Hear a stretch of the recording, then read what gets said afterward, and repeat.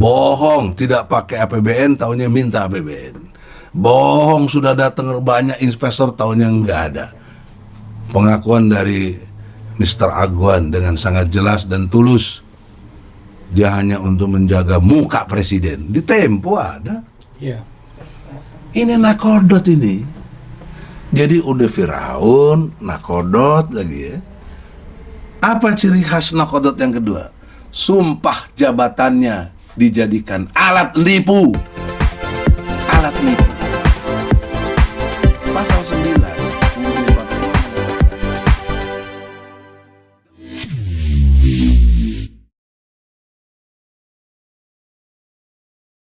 Saudara-saudara, Assalamualaikum warahmatullahi wabarakatuh. Waalaikumsalam. Dalam perspektif Egy Sujana yang insya Allah selalu ada dalil Al-Qur'annya untuk mengukur secara sosial masyarakat apa yang dimaksud dengan gelap gitu loh.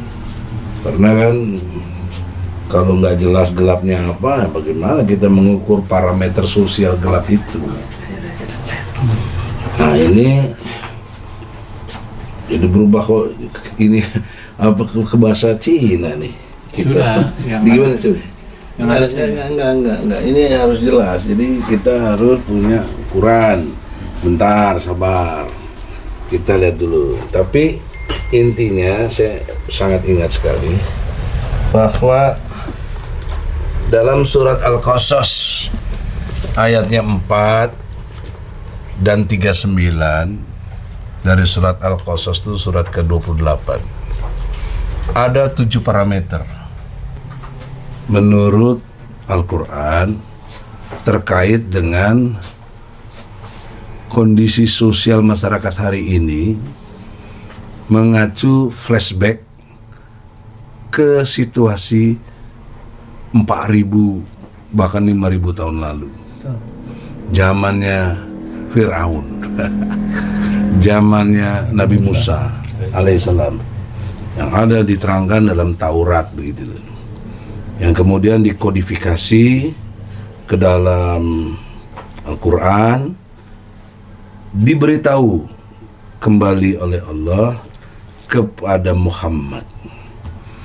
Surat Al-Qasas tadi, surat ke-28 menyatakan sebagai berikut poin-poin yang dimaksudnya itu.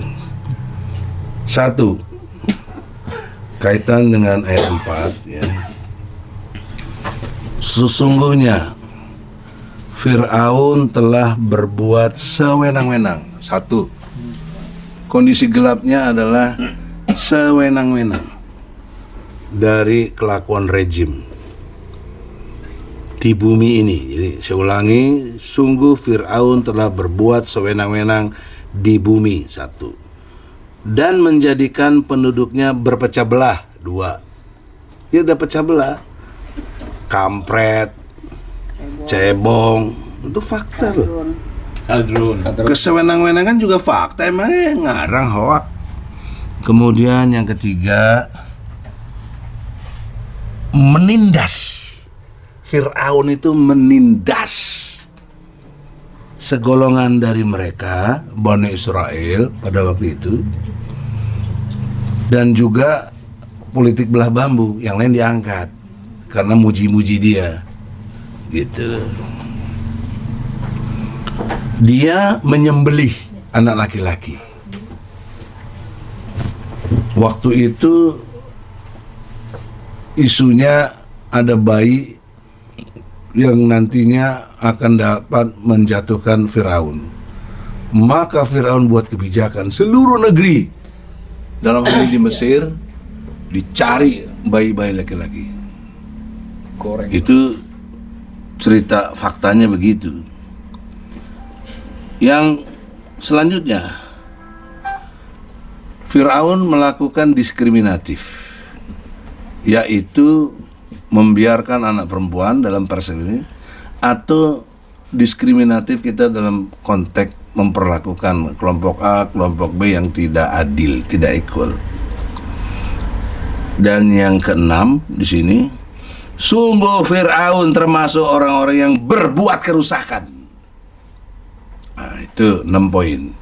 Di ayat 39-nya masih surat Al-Qasas. Jadi parameternya itu jelas. Gelap tuh gelap apanya? Inilah kelakuan gelapnya Fir'aun waktu itu. Kejadian 3.500 tahun, 4.500 tahun lalu. Tapi hari ini up to date, masih berlaku. Jadi dalam konteks apa namanya, pasal 3 bukan pasal, ayat 39, wastakbaro katanya, huwa wajunuduhu fil ardi bi ghairil haqqi wajunu annahum ilaina la yurja'un gitu. Dan Fir'aun beserta bala tentaranya berlaku sombong. Ini Fir'aun sama tentaranya sombong. Sombong kata Nabi 2 ukurannya. Nabi Muhammad menolak kebenaran dan merendahkan orang lain. Sombong gitu. Dan mereka mengira bahwa mereka tidak akan dikembalikan kepada kami. Jadi 7 poin. Egi nggak mengarang. Mari kita berdiskusi secara intelektual. Inilah kegelapan Indonesia mengacu kepada Al-Quran. Ternyata up to date. Pertanyaan serius saya, adakah 7 poin yang bisa dibantah? Nggak ada. Jadi prototip Fir'aun dalam perilaku politiknya melakukan satu perbuatan yang intinya Allah sebut tadi kerusakan.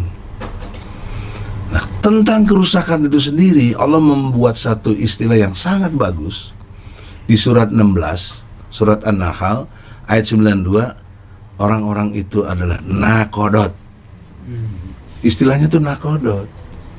Nakodot itu apa? Lihat saja surat 16 ayat 92. Allah memberikan definisinya 2 di situ. Orang-orang yang nakodot adalah, kata Allah, seperti seorang perempuan gitu, yang memintal benangnya dengan penuh sempurna, kemudian dicerai-beraikan lagi, diurai lagi, dicabut lagi. Kita lihat karakter wanita itu. Dia bisa nyulam, dia bisa nenun baik. Tapi misalnya dengar suaminya nikah lagi, marah sama benang yang diurai kocek. Ya kurang lebih begitulah. Ini kan Allah ini paling suka dengan perumpamaan. Ini perumpamaannya begitu.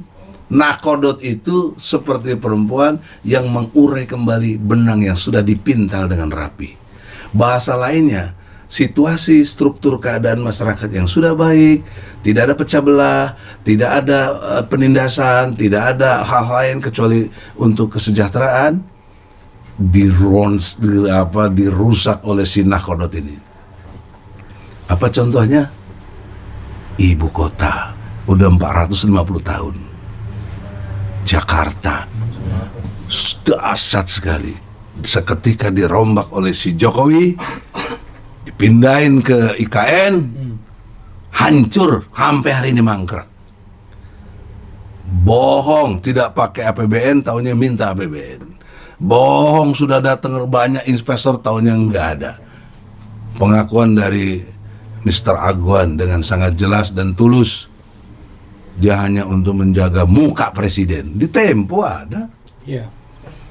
Ini nakodot ini. Jadi udah Firaun, nakodot lagi ya. Apa ciri khas nakodot yang kedua?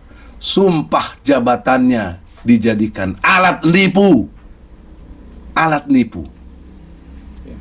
Pasal 9 UUD 45 mengatakan, sumpah jabatan presiden demi Allah sebagai presiden dan wakil presiden akan menjalankan undang-undang sebaik-baiknya dan seluruh-seluruhnya demi nusa dan bangsa. Pakai Al-Quran di belakangnya. Tanggal 20 Oktober kemarin Jokowi sudah 2 kali, 20 Oktober 2014, 20 Oktober 2019. Kemarin 2024 Prabowo 20 Oktober bersumpah demi Allah, tapi sumpahnya banyak dipalsukan. Inilah gelap Indonesia. Saya punya parameter yang jelas, nggak mengacu kepada mahasiswa. Mahasiswa itu reaksi saja melihat keadaan kayak begini. Nah, oleh karena itulah jumpa muka kita hari ini, juga jumpa pikiran kita harus meningkat. Azamkan Sekjen TPUA yang dimuliakan Allah, Habib Umar juga dirahmati Allah, saudaraku Muslim Arbi yang juga dimuliakan Allah. Amin. Harus jumpa jiwa kita dalam apa? Persepsi, kesadaran, dan pentaatan kita kudu sama. Rek naon cek senama dengan Indonesia gelap ini mesti apa? Kalau nanya pribadi, banyak pikiran kita subjektif. A begini, B begini, C begini. Saya nanya kepada Allah, ya Allah, kudu kumaha situasi kayak begini. Allah jawab dengan sangat jelas dan tidak ragu-ragu di dalam surat Al-Qasas itu lagi, tapi ayatnya ayat 5. Apa Allah bilang dalam ayat 5? Ya toh? Allah menjawab demikian, dan hendak memberi karunia. Allah akan beri karunia kepada orang-orang yang tertindas. Tadi kondisi yang 7 poin tadi. Pertanyaan seriusnya, Habib Umar, antum merasa tertindas nggak di Indonesia kayak begini? Desi yang cantik, oi, kok tertindas nggak? Tertindas. Nah, jujur. Muslim. Oh iya, malah mobil merdeka. Nah, kalau begitu kita satu persepsi dong. Kalau kita tertindas, ya kata Allah, Allah nanti akan jadikan kamu pemimpin dan menjadikan mereka orang-orang yang mewarisi bumi. Tapi caranya melawan. Nggak ada sejarahnya dalam konteks kehidupan dunia manapun. Orang tertindas yang nggak melawan, ya pasti dijajah. Itu logika yang sangat objektif dan terjadi. Tapi masyarakat yang berani melawan, kita lihatlah nenek moyang kita, kesadaran muncul tahun 45, bangkit melawan.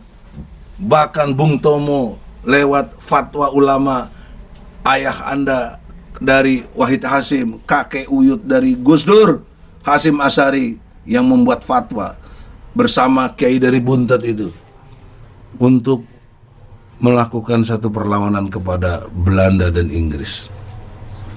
10 November, teriakannya Allahu Akbar, merdeka atau mati. 2 jenderal mati dari Inggris, padahal cuma punya bambu runcing. Nah, perspektif sejarah ini sama nggak kita memahaminya untuk bangkit melawan gitu loh. Jadi jangan merasa banyak analisa. Saya lihat, wah bang gimana Jokowi kok semakin kuat. Lihat aja Prabowo aja udah tunduk, ngikutin aja maunya Jokowi. Kok salah analisa. Nggak ada yang kuat. Yang kuat cuma Allah. Kenapa terasa kelihatan Jokowi kuat? Karena Prabowo-nya lemah. Jenderal presiden kok lemah gitu, saya heran itu loh. Beda waktu sebelum jadi presiden, kampanye luar biasa. Tapi udah jadi presiden malah meleot begini, bagaimana? Jadi persoalannya bukan Jokowi kuat, nothing Jokowi itu. Lawan saya aja nggak berani Jokowi itu. Buktikan ijazah palsunya, Jokowi. Nggak ada sampai sekarang. Saya tidak so tahu. Saya pakai pendekatan hukum. 3 kali ke pengadilan. Perdata sekali Pengadilan Negeri Jakarta Pusat, 2 pidana kasusnya di Pengadilan Negeri Solo, Surakarta, 3 perdata lagi di Pengadilan Jakarta Pusat lagi. Semua dikalahkan karena semua hakimnya itu takut sama Jokowi. Nanti saatnya someday Allah kasih kekuasaan, saya adili lagi mereka itu semua. Bukan dikalahkan NU. Jadi kita masih punya senjata. Ya, itu soal lainnya, tapi intinya kalah lah. Karena kita kurang melawan juga. Kalau kita rakyat melawan, sepakat. Tapi urusan ijazah palsu kan nggak ada yang bantu. Iya, betul. Nggak ada yang bantu, nggak ada. Saya tertekan, tertindas segala macam. Masya Allah. Jadi karena itu saudara, tidak panjang lebar, kalau berkenan, mari kita rumuskan perlawanannya. Saya kira itu dulu. Assalamualaikum warahmatullahi wabarakatuh. Assalamualaikum warahmatullahi wabarakatuh.